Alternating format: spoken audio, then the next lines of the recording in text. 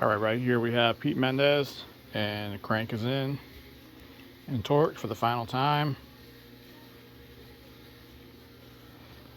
Cam's in. No adjacent lobe interference on that cam. And I'll come back with a thrust check. All right, we're gonna do a thrust check.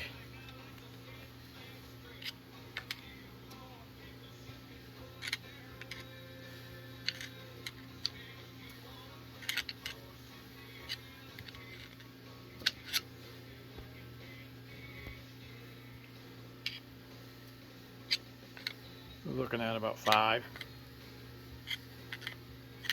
All right, so we got the crank in, the cam in. This is a nice crank,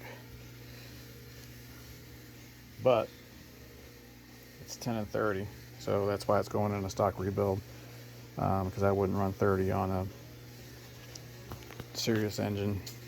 I mean, for a mild build, it's okay, and because it's a steel crank, so it's not going to flex. So there you go, the crank is in.